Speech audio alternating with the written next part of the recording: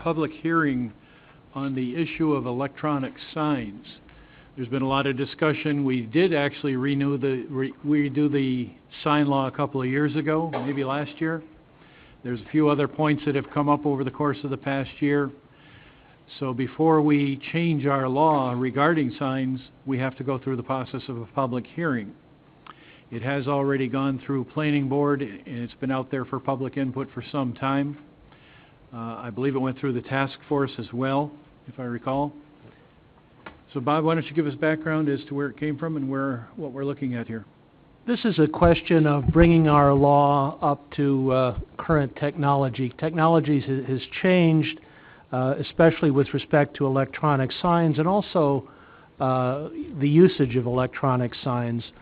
For example, under our current zoning code, signage is not permitted it is permitted only in RC, commercial, and manufacturing districts. Yet we have a number of schools, churches, and first responder, fire halls, and the ambulance companies that have electronic signs in areas that technically aren't permitted under the town's zoning code, and we thought that it would be a good idea to bring the code up to date and in compliance. These are things that probably are a good thing. We also thought that we would, and we did spend some time not only, like Bob said, with the planning board, but also with some sign experts. The building department spoke with the Department of Transportation and some other municipalities that have up-to-date sign laws.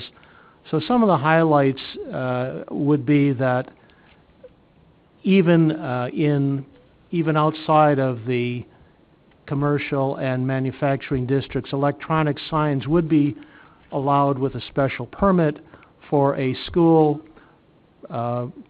place of worship, or first responder facility, fire hall, the ambulance company, with a special permit. There's also some changes with respect to the display time. One of the things that I think everybody understood, that flashing signs and even scrolling signs can be distracting to drivers, so we wanted to make sure that the signs would not distract drivers from driving.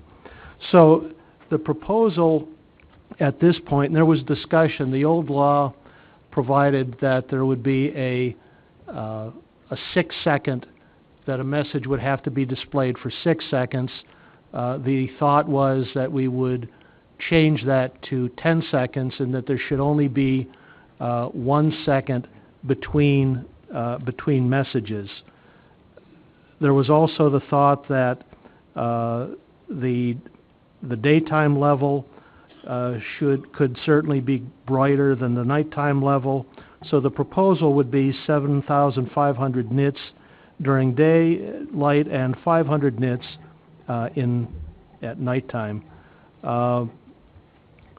There are, and this doesn't have to be passed today. If there are comments or if the board wants some further revisions, we could certainly hold it to the next meeting or even after that. There are some inconsistencies. We should probably delete the words LED from the proposed local law and just refer to them as EMD signs. There would be electronic message signs, and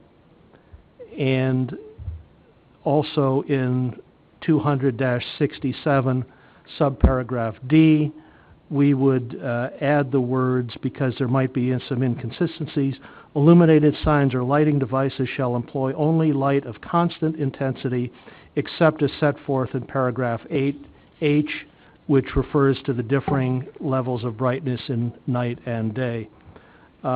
Basically, a sign that doesn't conform would have 30 days to be brought into confirmation. I think it's really a question of, for the most part, setting the displays and setting the controls on the sign to change. Certainly, one of the things that we didn't think is that there shouldn't be scrolling messages. There shouldn't be anything that's really too distracting, no flashing.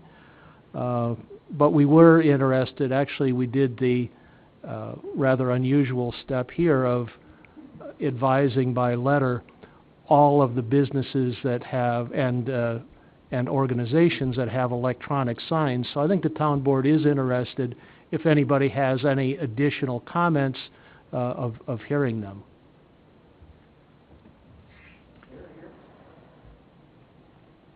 Pardon? Why don't you hang on just a second. Before we get to the folks out there, let's ask if, are there any members of the board who have any questions or things you'd like to say regarding EMD signs? I didn't see a section in here on fines or enforcement. Exactly. I take it our building department would be doing the enforcing of this? Yes, that would be a building violation. And on fines, what was their proposal? If somebody didn't conform to it? There's no proposal to change, so it would be whatever is in the existing law now, the zoning law now, if we make this change as written. Is there a permit fee for installing an EMD sign? Mike?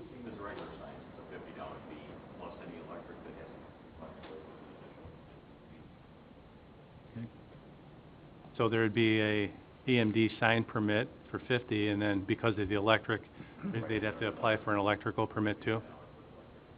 And then inspection. Okay, anything else from the board members? If not, then we will open it up to the floor. Andy, you wanted to say something?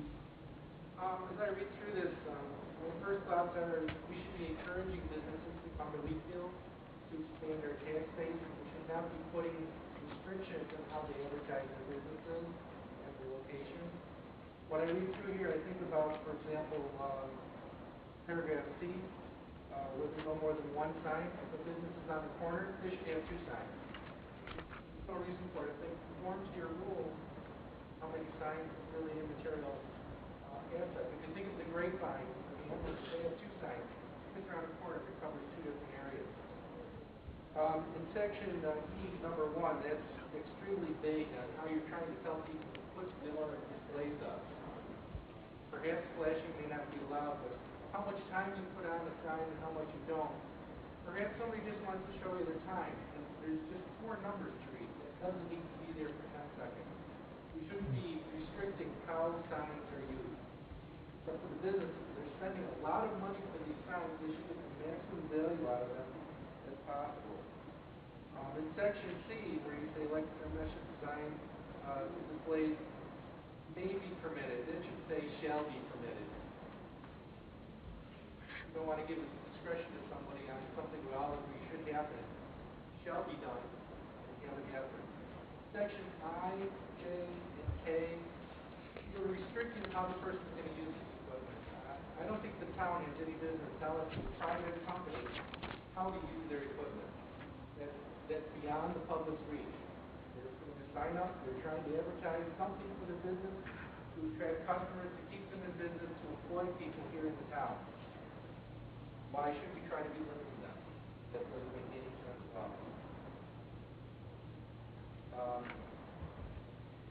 Part D, where you talk about lights of constant intensity, most lights vary based on the amount of daylight there is, or nighttime brightness there is, and they'll come on dim, and then come out.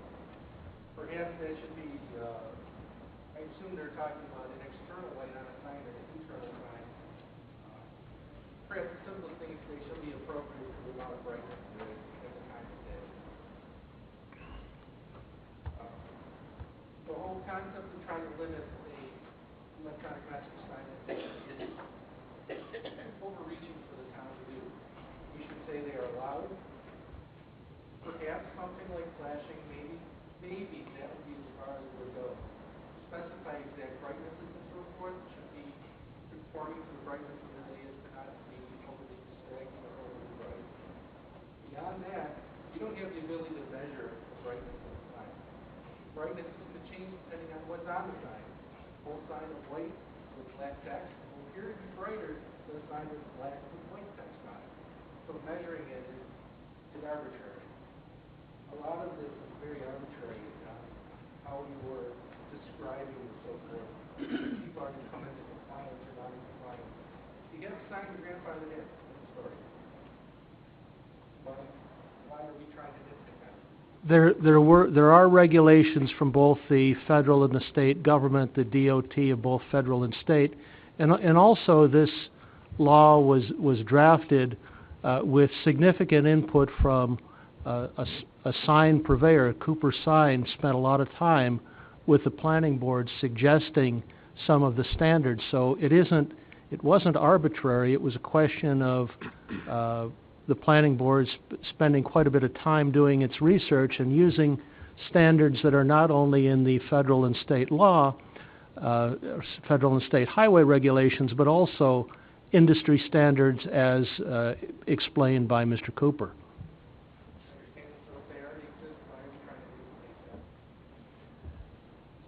So, some of them are not as consistent as we'd like to be, and somebody has to enforce them.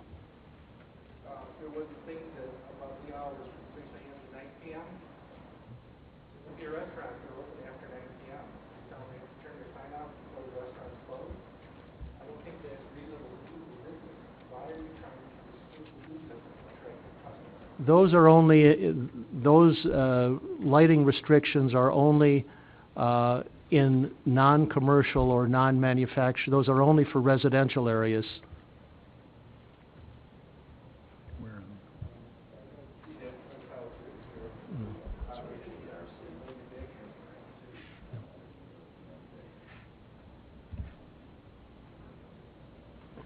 My point is, 9 p.m.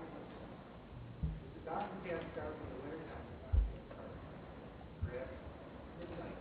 If business is open, maybe you should specify that it's beyond an hour beyond normal business hours. But if there's a company trying to sell something, a product, they spend a lot of money to try to advertise what they're selling. People who work during the night, and you see the signs on working from work. Why are you so hard on business? They're the ones who are paying a lot of our taxes for us. And if you start saying to them, no, you can't do this, no, you can't do this, no, you can't do this, well, go somewhere else. We need it here. We need the jobs here. We need the tax base here. Everybody agree our taxes are pretty high in Wheatfield. We need everything we can to track this. Not, oh, by the way, we have this restrictive law on how you can advertise to the public worldwide. Especially, let's say, if somebody built in front of, an outparcel somewhere, of a new storefront. Well, the restrictions are only in residential areas, and if you didn't have those restrictions, you'd have a lot of complaints from the neighbors. But I think maybe you're not really, and it's really ultimately up to the board, but it's also a matter of public safety. That's why I think it was proposed. It's a question of public safety. I got a little input that might, the gentleman that owned the restaurant over here on the boulevard, the one that was sold, put one of them signs up. He left it on 24 hours a day, and the majority of the sign was white, and it just flashed. I got called by just about every resident right here on Maple Road and Church. I went over to two of them here on Church. They had to put black shades on their windows, because all night long, that's all they seen in their house was white flash, and they couldn't sleep. So like Bob said, it's mostly for residential areas, to protect the residents. Right, but it wasn't. It was bright. I've said nothing about the intensity of it. I think that's a good part of this. One of them I went over at 10:30 or 11 o'clock at night, and it was like it was lighting up the whole inside of their house when they didn't have their black shades down. It was crazy. I wouldn't have wanted that.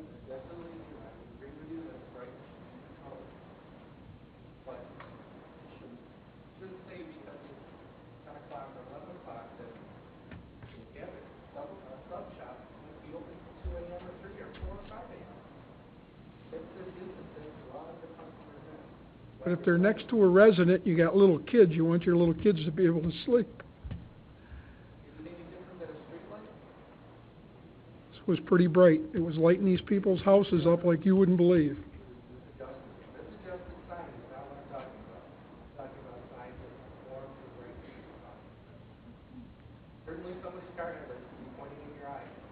Are you gonna write a law that says all car headlights have to be turned off because one was pointing too bright? Address the problem, take care of the problem. Everybody else who's okay with everything that's going on around them. I think that's part of it. Bob said there's a section in there to lower the brightness Right, that's at a certain time. perfect sense. And it'll be part of the law. It has to be lowered at a certain time for the residents. Well, that's what we're here for, is to listen to your comments and the comments from anybody in the room. So we appreciate very much your thoughts. Thank you, Andy. Anybody else? I had a question from earlier when we were talking before the meeting. Our building inspector was talking to us, informally, and said something about point number H, the nits, and how you measure brightness. And I thought and correct me if I'm right, there's a meter that you can purchase to measure how bright a light is, and some of them are in nits, N-I-T-S, and you were mentioning a different type of metering, that there may be a different type of unit. What I was meaning is that what is... I was asking Mike Clark, but okay, yeah. Various, according to our sign law, we're looking at nits as to what, it's a comparison to what the state's using currently. Okay. There's foot candles, there's looms, and so these numbers vary depending on what instruments we're going to be using. We're using the nits because that's kind of the state standard we're following. And we also patterned it after a law for Grand Island, and similar to what Lockport was using. So this has all been researched with other municipalities.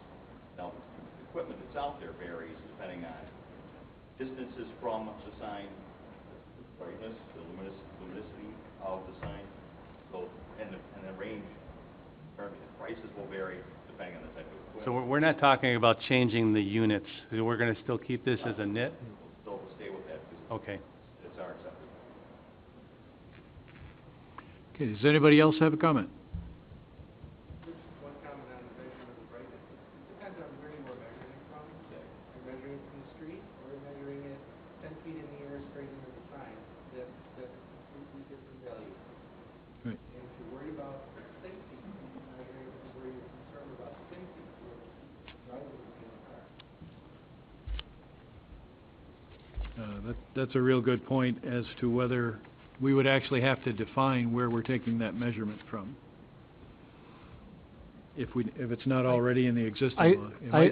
I believe that one of the reasons that NITS was used as a measurement is that it is not dependent upon the distance from the light source, that the measurement is constant regardless of how far you are away, which makes it easier to measure.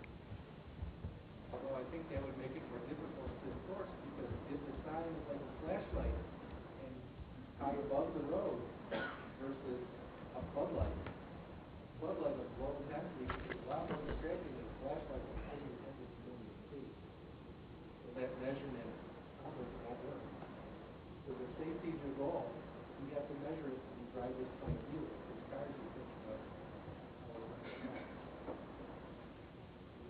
I'm not a lighting engineer, but a nit is a unit of measurement for luminariness brightness. So I'm assuming that there's a, like you say, it's a constant to be measured. Standard, yeah. For example, if you look up at these lights, every light in the ceiling that's under the spotlight coming out is exactly right. I don't have any problem with any of them there. If I look straight up, I get blinded. They're all the exact same brightness, the same nits, the same number. A light like that in your eyes as a car driver probably would be exactly what the law doesn't want you to happen. A light like all the rest of them would be perfectly acceptable. In fact, all the lights over there could be 100 times brighter. It'd still be acceptable if they're not in your eyes as a car driver. Thank you. We can close the hearing if nobody has anything further. Is there somebody else that wishes to speak on this issue?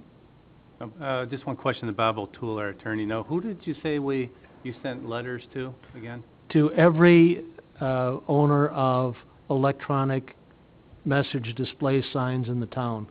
And what did you send them? Did you send them a copy? Sent of a copy of we sent them the notice of the public hearing as well as the proposed law. And Really hoping that they would come and make some comments because... Did you get any feedback at all? No. Are there any business owners here that got that notice? Okay. Any thoughts? This is your chance to be heard. Well, we received the notice, and it was a little bit confusing to read quickly and be prepared for the meeting tonight. One of the concerns I have is the hours of operation. Some evenings we're open till 10 or 11 o'clock at night, so if we turn our light off at 9 o'clock, people will think that we're closed for the evening. Where is your business? Legion. Oh, Legion, oh, okay. Ron, does your light dim in the evenings? We could program it to dim in the evening. But according to this, it could only be illuminated between 6 a.m. and 9 a.m. Well, we don't open until 2 o'clock in the afternoon, so turning it on at 6 a.m. would still benefit us. And the other question I have is this transition time. 1 second to make a transition from one phase of an announcement on our sign to another is a pretty quick transition time. It's almost immediate and instantaneous. While in the application, letter E, it says you could dissolve, fade, travel, scroll. You can't do any of those things in 1 second.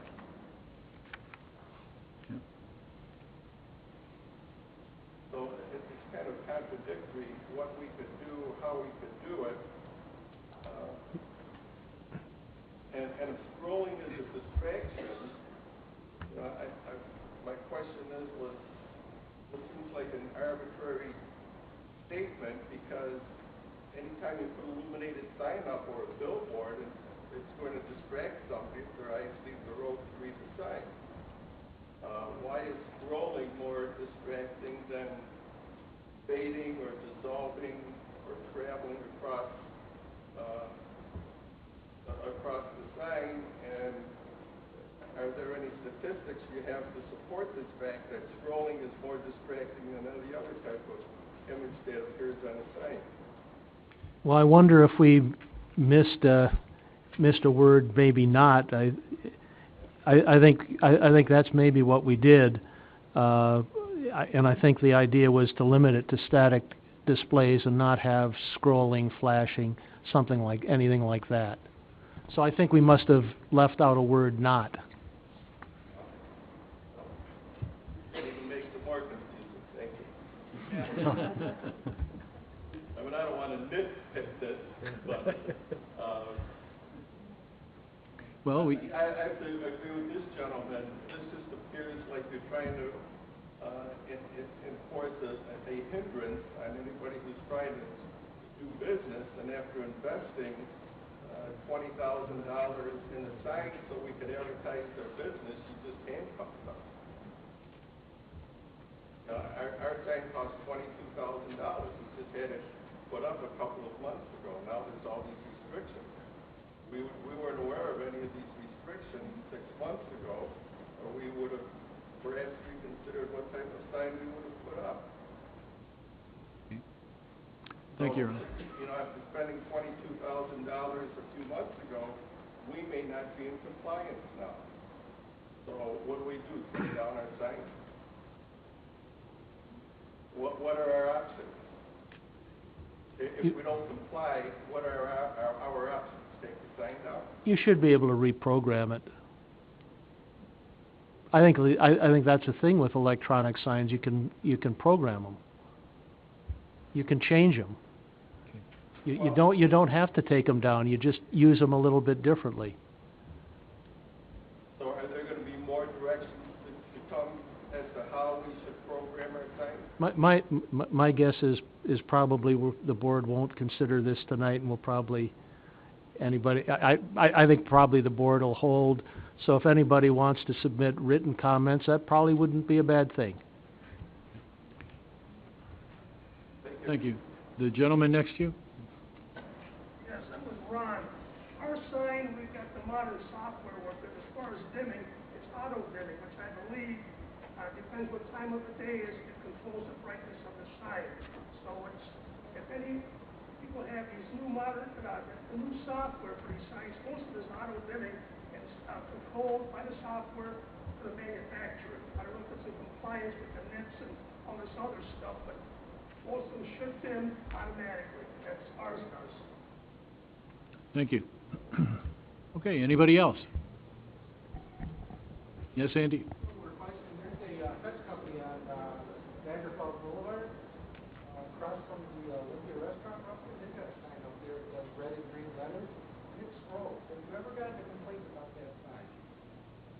Not to me. It's been there for many, many years. And it's a perfect example of a sign that flashes, blinks, rolls around, scrolls, bounces, does all sorts of stuff.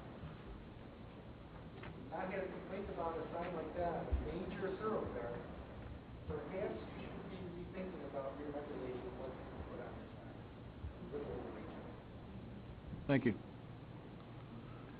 I had a question for Bob O'Toole again, I guess. If we're not going to take action on this tonight, I wasn't planning on taking action either, but if we're not, are we going to leave the public hearing open?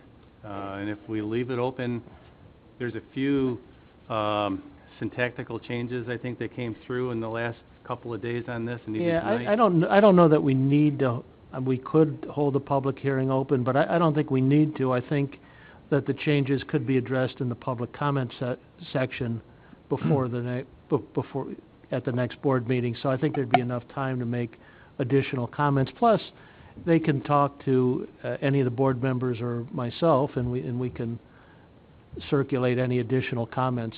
This is a thing that is good to have public comment on. One last comment, Bob. In regards to item number C, I tend to agree with you. There should be no more than one EMD sign per parcel of land unless the property sits on a corner lot. In such case, we would allow two. And I think that's a valid change. Okay. Okay, anybody else before we close the hearing? And I didn't realize you could program them to dim in the evening, later in the evening after dark. I think we need to look at that too, instead of shutting them off on the businesses. If nobody else, then I'm going to close this public hearing.